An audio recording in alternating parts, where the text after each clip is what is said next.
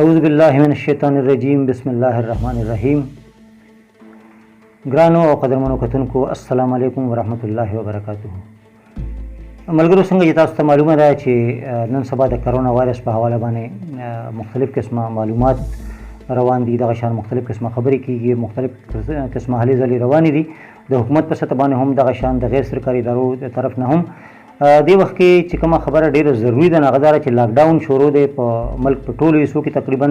او نن که موږ وګورو نو په شوې اډه کې هم لاک ډاون شوی دی او په دې کې صرف دا ویل شوي دي چې یاره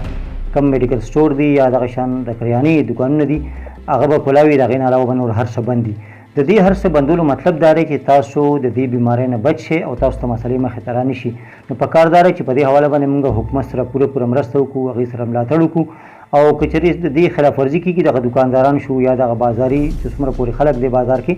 نو هغې ته به د جرمانې خبره پکې هم شوې ده. یو طرف ته کاروبار بندېږي او بیا چې سړی کاروبار کله کولاو کړي هغه باندې جرمانه ولګي، یقیناً چې هغه ته مسلې وي. نو ښه خبره دا ده چې مونږ دې سره پوره تعاون وکړو، انتظامیه چې کومه ده یا زموږ حکومت کومې ادارې دي هغې سره پوره مرسته وکړو او دغه شان خپلې ذمهدارۍ ترسره کړو او مونږ د دې وبایي مرض نه خپل ځان هم بچ کړو او نور خلک ته هم بچ کړو. قدرمنو، دې نه علاوه مونږ له پکار دي چې زموږ کوم خوراکي څیزونه دي، خوراکي توکي دي چې د هغې موږ پوره خیال وساتو. هغه که چېرې موږ سره کمې وي چې هغه ځان ته برابر کړو، کیدای شي دې نه پس بیا مکمل لاک ډاون شي یا مکمل هر څه بند شي چې موږ سره دغه مسلې مخې ته بیا نه راځي. دې سره سره چې کوم میډیسن دي هغه دوایانې چې هغه عام استعمال کې زموږ په کورونو کې وي چې هغه موږ ځان سره سټاک تقریبا برابر وساتو. دې سره سره په دې کې ضروري خبره دا ده چې موږ د ګیدرینګ نه ځان وساتو، چې یو بل سره د ملاوېدل، دغه شان د غونډې کول، راجمع کېدل. لکه دې کې اوس هم داسې ملګري شته چې هغې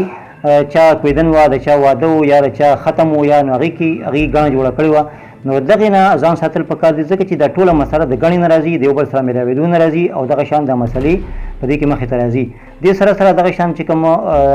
ماسک دی په هغې باندې خو موږ مخکې هم خبرې ترې کړي دي، د ماسک استعمال ډېر زیات ضروري دی. دې سره به هم یقینا چې موږ د بیمارونو بچ کېږو او دغه شان د صفایۍ به موږ ډېر خیال ساتو. که هغه لاس وینځل دي او سپیشلي بیا چې موږ کوم دی کې د اودس چاردام خبره کېږي، نو که چېرې موږ 5 وخته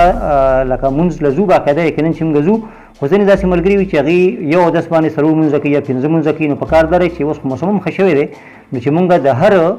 مانځه لپاره ځان له چېرې نو اودس پوره وکړو او دغه شان دې بیمارۍ نه ځان بچ کړو.